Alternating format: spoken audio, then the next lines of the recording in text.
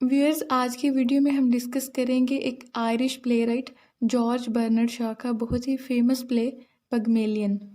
अगर बात करें कि ये प्ले क्यों लिखा गया, इसके लिखने का क्या मकसद था, तो शॉ के ये प्ले लिखने की स्ट्रॉन्ग रीज़न 1900s में इंग्लिश सोसाइटी को क्रिटिसाइज़ करना था कि किस तरह इंग्लिश सोसाइटी सोशल क्लासेस में डिवाइड हो चुकी थी। यानी अमीर और गरीब में बहुत ज़्यादा फ़र्क समझा जाता था और उन्हें उनकी लैंग्वेज की बेस पर जज किया जाता था। इसी तरह प्रॉपर वे में यानी सही तरीके से इंग्लिश लैंग्वेज को यूज़ करने पर जोर दिया गया। इस प्ले का मरकजी ख्याल एक ग्रीक मिथ और एक मॉडर्न फोक स्टोरी से लिया गया है।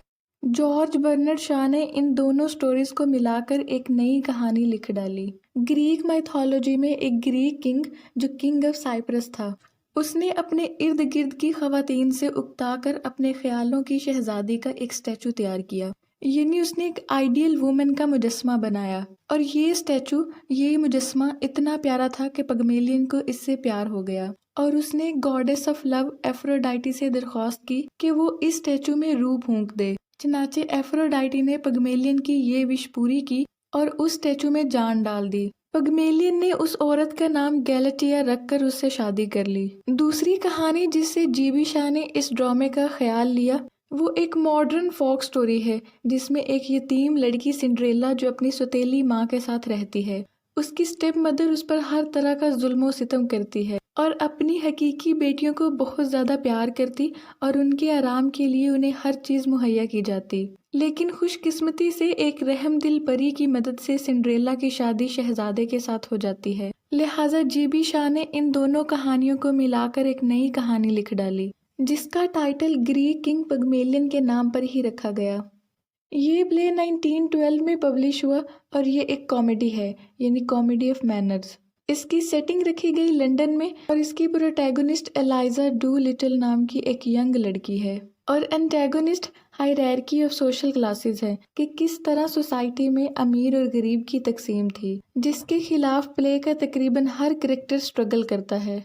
अगर बात करें इस प्ले के मेजर थीम्स की तो सबसे पहले लैंग्वेज एंड स्पीच है। ये प्ले बहुत हद तक लैंग्वेज एंड स्पीच पर जोर देता है कि किस तरह मुख्तलिफ बैकग्राउंड से ताल्लुक़ रखने वाले लोग मुख्तलिफ तरीके से बोलते हैं और उनकी लैंग्वेज एंड स्पीच से उनकी आइडेंटिटी यानी शनाख्त का पता लगाया जाता कि वो किस क्लास से बिलोंग करते हैं। अमीर लोग ये समझते हैं कि उनका लहजा यानी उनका एक्सेंट और डायलेक्ट बिल्कुल सही है, जबकि लोअर क्लास यानी निचले तबके के लोगों की लैंग्वेज और स्पीच मुतासर करने वाली नहीं थी। इस तरह ये प्ले लैंग्वेज और सोशल क्लास के दरमियान ताल्लुक को जाहिर करता है। फिर है appearance and identity. GB Shaw ने इस प्ले के जरिए ये बताने की कोशिश की कि किस तरह उस वक्त सोसाइटी में लैंग्वेज के साथ साथ अपीयरेंस भी मैटर करती थी। यानी ज़ाहरी हालत से ये भी पता लगाया जा सकता था कि पर्सन किस क्लास से ताल्लुक रखता है। फिर है ट्रांसफॉर्मेशन। नॉवल की प्रोटैगोनिस्ट एलाइजा जो लोअर क्लास से बिलोंग करती थी, वो प्ले के दौरान अपने बोलने का अंदाज बदलती है। अपने बोल चाल को बदल कर और एक नया एक्सेंट और डायलेक्ट सीख कर वो अपनी आइडेंटिटी को बदल लेती है और खुद को मुकम्मल तौर पर ट्रांसफॉर्म कर लेती है। फिर है सोशल क्लास एंड मैनर्स। ये प्ले दिखाता है कि किस तरह अर्ली 20th सेंचुरी में सोसाइटी अमीर और गरीब में तकसीम हो चुकी थी और शाह ने बहुत ही बेहतरीन अंदाज में उनके मैनर्स को क्रिटिसाइज किया है। प्ले में बहुत सारी जगहों पर lower class characters upper class character से बेहतर तौर पर बिहेव करते नजर आते हैं। प्ले जाहिर करता है कि किस तरह ये गलत समझा जाता है कि किसी शख्स की सोशल क्लास और मैनर्स नेचुरल हैं और प्ले में एलाइजा की ट्रांसफॉर्मेशन ये साबित करती है कि सब कुछ बदला जा सकता है, जिस तरह वो खुद को मुकम्मल तौर पर चेंज कर लेती है। फिर है फेमिनिटी एंड जेंडर रोल्स। जैसा कि इस प्ले पगमेलियन का टाइटल एक ग्रीक माइथोलॉजी से लिया गया है जो अपने आसपास की औरतों को पसंद नहीं करता और तंग आकर उसने एक आइडियल वुमन का स्टैचू बनाया। इस तरह इस प्ले में भी एलाइजा को मैनर्स और डिसिप्लिन सिखाया जाता है कि उसने किस तरह से उठना बैठना है, खाना पीना है और बात करनी है। उसे आर्टिफिशियली कंस्ट्रक्ट किया जाता है। ये सब जाहिर करता है कि किस तरह विमेन को सप्रेस किया जाता था। और चूंकि ये प्ले विक्टोरियन एज के थोड़े टाइम बाद ही लिखा गया तो विक्टोरियन एज में वुमेन के लिए स्ट्रिक्ट विक्टोरियन सोशल कोड्स हुआ करते थे। कहानी शुरू होती है कॉवेंट गार्डन लंदन में, जब एक तूफानी रात यानी जब बहुत तेज बारिश हो रही थी تو مختلف بیک گراؤنڈ سے تعلق رکھنے والے لوگوں کا ایک ہجوم چرچ پورٹیکو میں جمع تھا۔ اسی بارش میں ایک امیر خاتون یعنی ایک ویلدی مدر جس کا نام اینسفورڈ ہل ہے، وہ اپنی بیٹی کلارا اور اپنے بیٹے فریڈی کے ساتھ ٹیکسی کا انتظار کر رہی ہوتی ہے۔ وہ فریڈی کو ٹیکسی لینے بھیجتی ہے لیکن اسے کچھ نہیں ملتا اور وہ واپس آ جاتا ہے، اور تبھی فریڈی وہاں ایک پھول بیچنے والی لڑکی سے ٹکراتا ہے، ایلائزا ڈو لٹل، جو لوور کلاس سے تعلق رکھتی ہے اور وہاں پھول بیچ رہی ہوتی ہے۔ ایلائزا کی اسپیچ بہت ہی عام تھی۔ پاس ہی ایک شخص ہنری ہگنس کھڑا یہ سب کچھ نوٹ کر رہا ہوتا ہے۔ ہنری ہگنس لنگوسٹک کا پروفیسر تھا جو کسی بھی پرسن کا ڈائلیکٹ اور ایکسنٹ سن کر بتا سکتا تھا کہ وہ کس کلاس سے بلونگ کرتا ہے۔ وہاں ایک اور آدمی کرنل پکرنگ ہوتا ہے جس کو ایلائزا پھول بیچتی ہے۔ کرنل پکرنگ بھی لنگوسٹک کا پروفیسر تھا اور وہ انڈیا میں برطانوی فوج کی حیثیت سے جاب کر چکا تھا۔ اب پروفیسر پکرنگ پروفیسر ہیگن سے پوچھتا ہے کہ وہ کس طرح کسی بھی آدمی کا ایکسنٹ دیکھ کر بتا سکتا ہے کہ وہ کس کلاس سے بلونگ کرتا ہے۔ ہیگنس بتاتا ہے کہ وہ فونیٹکس پڑھاتا ہے اور کچھ ہی ماہ میں لوگوں کو بہت سارے ایکسنٹ بولنا سکھاتا ہے، اور تبھی وہ دونوں آپس میں بیٹ لگاتے ہیں۔ ہیگنس یہ شرط لگاتا ہے کہ وہ 3 ماہ میں ایلائزا کو صحیح انگلش بولنا سکھائے گا اور اس پھول بیچنے والی لڑکی کو مہذب بنائے گا۔ پھر بارش رک جاتی ہے اور سب وہاں سے چلے جاتے ہیں۔ اگلی صبح ہنری اپنے گھر میں اسٹڈی کرنے میں مصروف ہوتا ہے اور تبھی ایلائزا وہاں آتی ہے اور کہتی ہے کہ اسے صحیح طریقے سے بولنا سکھایا جائے۔ پروفیسر ہگنس ایلائزا کا مذاق اڑاتا ہے کہ وہ اس کو پے نہیں کر پائے گی، لیکن پھر پروفیسر پکرنگ کے ساتھ لگائی ہوئی شرط کے مطابق ہنری ایلائزا کو سکھانے کے لیے راضی ہو جاتا ہے کہ وہ 6 ماہ میں ایلائزا کو صحیح مینرز اور صحیح ایکسنٹ سکھائے گا اور وہ امبیسڈر کی گارڈن پارٹی میں شامل ہونے کے قابل ہو جائے گی۔ پھر پروفیسر ہگنس اپنی ملازمہ مسز پیرس کو کہتا ہے کہ وہ ایلائزا کو لے جائے اور اسے نہلا کر نئے کپڑے پہنائے جائیں۔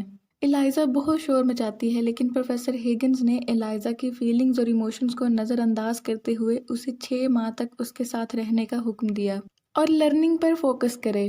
اور تبھی ایلائزا کا فادر الفریڈ ڈو لٹل وہاں ہنری ہگنس کے گھر آتا ہے اور کہتا ہے کہ کئی دنوں سے اس نے اپنی بیٹی کو نہیں دیکھا اور ایلائزا کو یہاں رکھنے کی صورت میں اسے 5 پاؤنڈز دیے جائیں۔ پروفیسر ہگنس الفریڈ ڈو لٹل کو 5 پاؤنڈ دینے پر راضی ہو جاتا ہے۔ الفریڈ جانے سے پہلے اپنی بیٹی ایلائزا کو دیکھتا ہے جس نے اب بہت ہی خوبصورت لباس پہن رکھا تھا۔ اب پروفیسر ہگنس ایلائزا کو پڑھانے لگتے ہیں، اسے نیو مینرز، نیو ایکسنٹ اور نیو ڈائلیکٹ سکھاتے ہیں، اور چند ماہ بعد ہنری ایلائزا کو اپنی مدر مسز ہگنس کے گھر لے کے جاتا ہے جہاں چھوٹی سی پارٹی ارینج کی گئی ہوتی ہے۔ وہ اپنی مدر سے کہتا ہے کہ ایلائزا بھی اس پارٹی کو اٹینڈ کرے، لہٰذا ایلائزا بھی وہاں آ جاتی ہے۔ مسز آئنسفورڈ ہل بھی یہاں تھی۔ وہ ایلائزا کو پھول بیچنے والی کے طور پر پہچان نہیں پاتی۔ سب موسم کے بارے میں چھوٹی چھوٹی باتیں کرنے لگتے ہیں لیکن ایلائزا وہاں اپنی آنٹ کی ڈیتھ کے بارے میں بات کرتی ہے اور پھر اپنے فادر کی ڈرنکنگ ہیبٹ کے بارے میں بات کرنے لگتی ہے۔ سب یہ سن کر بہت حیران ہوتے ہیں۔ کلارا کہتی ہے کہ یہ بات کرنے کا ایک نیو فیشنیبل طریقہ ہے، لہٰذا کوئی بھی غلط یا صحیح نہیں ہے کیونکہ مینرز ہیبٹ سے بنتے ہیں۔ پھر ہنری اپنی مدر سے پوچھتا ہے کہ ایلائزا کے مینرز اور بات کرنے کا طریقہ کیسا تھا، تو مسز ہگنس کہتی ہیں کہ ایلائزا کبھی بھی ایک نوبل لیڈی نہیں بن پائے گی کیونکہ اس کے بات کرنے کا طریقہ ابھی بھی صحیح نہیں تھا۔ پروفیسر ہگنس اب بہت پریشان ہو جاتا ہے کہ ایلائزا کا کیا ہوگا، کیا وہ سیکھ پائے گی یا نہیں۔ اب وہ دونوں بہت زیادہ محنت کرنا شروع کر دیتے ہیں اور کئی مہینوں کی سخت محنت کے بعد آخر کار وہ دن آ جاتا ہے جب انہیں پارٹی اٹینڈ کرنے جانا ہوتا ہے۔ ایلائزا خود کو ایک ویل مینرڈ نوبل لیڈی ظاہر کروانے میں کامیاب ہو جاتی ہے۔ گارڈن پارٹی، ڈنر پارٹی، اوپرا، سب میں ہی ایلائزا خود کو ایک امیر خاتون کی طرح پریزنٹ کرتی ہے جس کا ایکسنٹ، ڈائلیکٹ اور مینرز اب چینج ہو چکے تھے اور اس نے خود کو مکمل طور پر ٹرانسفارم کر لیا تھا۔ وہ واپس آتے ہیں تو ہگنس کہتا ہے کہ وہ ایلائزا کی کامیابی پر زیادہ خوش نہیں ہے کیونکہ اس لمبے عرصے کی محنت نے اسے بہت بور کر دیا تھا اور اب اس کا یہ ایکسپیرینس ختم ہوا۔ وہ پروفیسر ہگن سے بحث کرنا شروع کر دیتی ہے کہ وہ سیلفش آدمی ہے جس نے بیٹ لگا کے اسے ایک ٹول کی طرح سمجھا، اور تبھی ایلائزا اپنی چپل پروفیسر ہگنس کی طرف پھینکتی ہے۔ پروفیسر ہگنس غصے میں آ جاتا ہے۔ ایلائزا کہتی ہے کہ اب اس کا کیا بنے گا، وہ اب واپس پھول بیچنے والی لڑکی بھی نہیں بن سکتی اور اس طرح سے بھی نہیں رہ سکے گی۔ پھر اسی رات ایلائزا پروفیسر ہگنس کا گھر چھوڑ کر چلی جاتی ہے اور گھر سے باہر اسے فریڈی ملتا ہے۔ وہ فریڈی کی طرف متوجہ ہوتی ہے کیونکہ وہ پریشان تھی کہ وہ اب کیا کرے گی، لیکن مسز ہیگنس کی مدد سے ایلائزا واپس آ جاتی ہے اور تبھی ایلائزا اور ہنری میں دوبارہ سے بحث ہوتی ہے۔ ایلائزا پروفیسر ہیگنس کو کہتی ہے کہ وہ بھی اب فونیٹکس پڑھائے گی اور ہنری کا مقابلہ کرے گی۔ ہنری اس کے ساتھ بہت بے رخی سے پیش آتا ہے، لیکن پلے کے آخر میں وہ ایلائزا کو اس کے گھر میں رہنے کی دعوت دیتا ہے اور اسی کے ساتھ یہ پلے اینڈ ہوتا ہے۔ ایلائزا نے پروفیسر ہیگنس کے ساتھ رہنا شروع کر دیا یا خود انڈیپینڈنٹ زندگی گزارنا شروع کی، اس بات کا فیصلہ نہیں ہو پاتا۔ اس پلے کی کچھ امپورٹنٹ کوٹیشنز یہ ہیں۔